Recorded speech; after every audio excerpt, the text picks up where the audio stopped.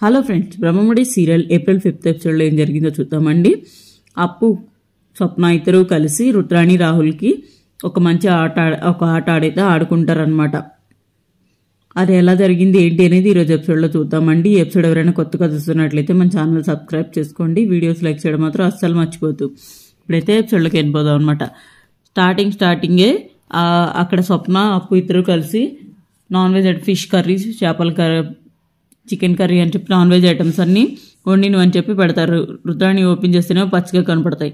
ఏంటి అంత మసాలా వేసి వండితే పచ్చి అంటావేంటని స్వప్న అంటుంది అనమాట. మీకు ఏమన్నా కళ్ళు దొప్పాయా, పిచ్చి కావ్యలాగా మీకు కూడా పిచ్చి ముదిరిందా ఏంటి అని వాళ్ళని తిడుతుంది అనమాట రుద్రాణి. అదేంటండి అలా అంటున్నారు, అవన్నీ వండినవే కదా అంటే, అప్పు నువ్వు అసలు ఎస్ఐవి నిజంగానే పాస్ అయ్యావా లేదంటే లంచం ఇచ్చి పాస్ అయ్యావా అంటుంది అనమాట. నాకు అంత అవసరం లేదు, అవన్నీ వండినవే, మీకే అలా ఉంటే మీరు అలా భ్రమలో ఉంటే నేనేం చేయాలి, ఉండండి మిమ్మల్ని పిచ్చాసుపత్రికి పంపిస్తామని చెప్పి స్వప్న అంటుంది అనమాట.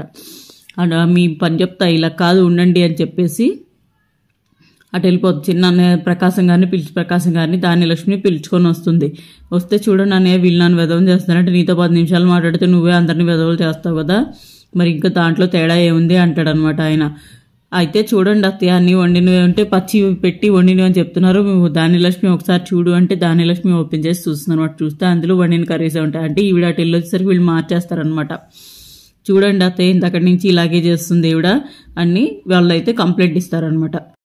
అయితే రుద్రాణి చెప్పినట్టు ధాన్యలక్ష్మి చూస్తుందన్నమాట. చూస్తే గుమ్మలాడే వంటలన్నీ ఉంటాయి.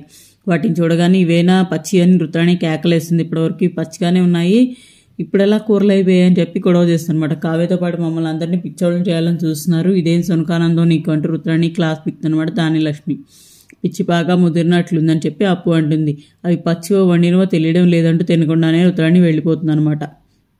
ఇంకా ఆ తర్వాత రాజు కావ్య గురించి ఆలోచించి తనకు తలనొప్పిగా ఉందని చెప్పింది కదా, ఎలా ఉందో ఏంటో ఫోన్ చేసి కనుక్కుందామని చెప్పేసి ఫోన్ చేస్తాడనమాట. కానీ కావ్య అప్పుడే ఫోన్ ఛార్జింగ్ పెట్టి కిచెన్లో ఉండటంతో లిఫ్ట్ చేయదనమాట. అప్పుడే అపర్ణ గారు వచ్చేసరికి ఒకసారి కట్ అయిపోతుంది అనమాట. మళ్ళీ రాజు ఫోన్ చేస్తే ఆవిడ అమ్మ కావ్య నీకు ఫోన్ వస్తుందంటే చూడండి అత్తయ్య అంటుంది అనమాట.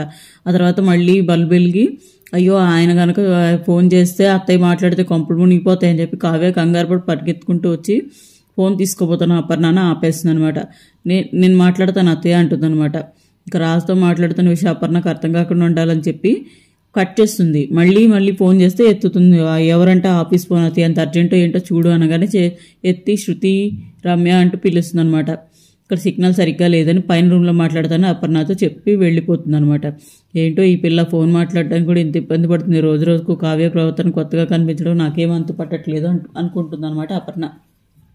ఇంకా బెడ్రూమ్లోకి వచ్చిన తర్వాత తలుపేసి ఏమండి కళావతి గారు నేను అబ్బాయిని కాదు అమ్మాయిని అంటే, ఏమండి నేను ఒక అబ్బాయితో మాట్లాడుతున్నాను తెలుసా, మా ఇంట్లో వాళ్ళు ఏమనుకుంటారు, అందుకే మిమ్మల్ని రమ్య శృతి అని పిలిచానని చెప్పి కావ్య అంటుందన్నమాట.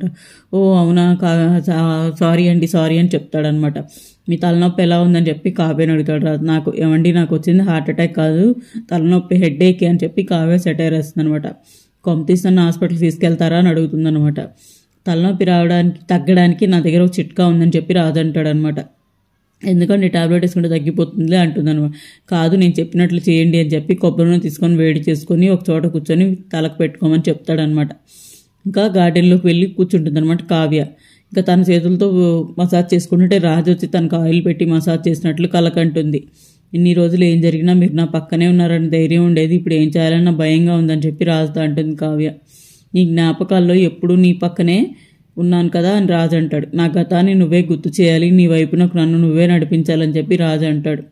దేవుడు నా గతాన్ని దూరం చేసిన మనసులో నుండి నిన్ను మాత్రం దూరం చేయలేదని చెప్పి కావ్యతో అంటాడు అనమాట రాజు. నా గుండె లోతుల్లో దాగి ఉన్న జ్ఞాపకాలు బయటకు వచ్చేలా నువ్వే ప్రయత్నించాలి అని చెప్పి కావ్యకు ముద్దు పెడతాడు అనమాట రాజు. ఇంకా ఆ ముద్దు స్పర్శ తగిలేసరికి ఆవిడ కళ్ళలోంచి బయటకు వచ్చేస్తుంది అనమాట. ఇంకా వెళ్ళదు అక్కడ అయిపోయిన తర్వాత ఇటు పక్క మళ్ళీ టీనా పేరుతో రాహుల్ని బయటికి పంపిస్తుంది కదా స్వప్న. మళ్ళీ ఆ టీనా ప్లేతో మాట్లాడుతుంది అనమాట. టీనానే స్వప్న అనే విషయం తెలిసి ఆమె కోసం సిటీ మొత్తం తిరుగుతాడు రాహుల్. అయినా ఆమె అడ్రస్ దొరకపోవడంతో ఫోన్ చేస్తాడనమాట. నువ్వు ఒకసారి దర్శనమిస్తే నీ కోసం తిరిగి కష్టం మొత్తం మర్చిపోతానని చెప్పి మాట్లాడతాడు రాహుల్. నీకు నేనని టీనాతో చెప్తాడనమాట. ఇంకా రాహుల్కి అడ్రస్ చెప్పకుండా సరే నువ్వు ఎక్కడున్నావో నాకు డైరెక్షన్ చెప్పు నేను వచ్చేస్తాను అంటాడు అనమాట. లెఫ్ట్ వెళ్ళి రైట్ వెళ్ళి తిప్పుతూనే ఉంటుంది స్వప్న. టీనాను కలవాలని ఆనందంలో చెప్పిన చోటుకు వస్తాడు రాహుల్. కింద దిగి చూస్తే తన ఇల్లు. ఆ టీనా మోజులో పడి ఇంటి అడ్రస్ కూడా మర్చిపోయాడు అనమాట రాహుల్.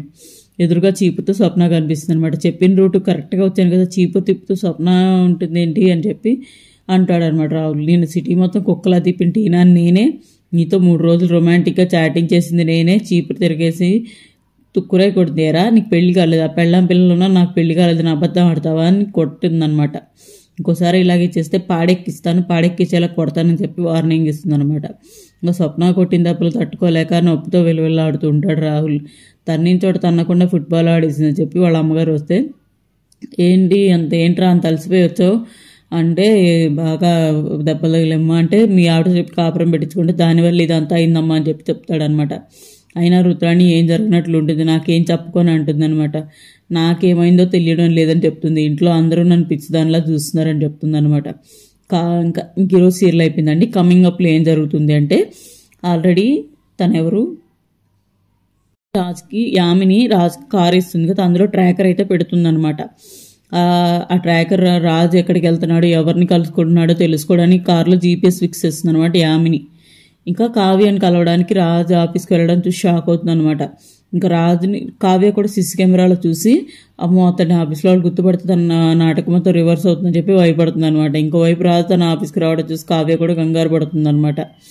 మరి చూద్దాం కావ్య ఆఫీస్లో వాళ్ళు రాజు చూడనీయకుండా ఆపుతుందా లేదంటే తెలిసిపోతుందా అనేది సోమవారం ఎపిసోడ్లో చూద్దామండి. ఈరోజు ఎపిసోడ్ ఇక్కడితో అయిపోయింది. ఎపిసోడ్ మీకు నచ్చినట్లయితే మన ఛానల్ సబ్స్క్రైబ్ చేసుకోండి. వీడియోస్ లైక్ చేయడం మాత్రం అస్సలు మర్చిపోతుంది. Thank you so much for watching.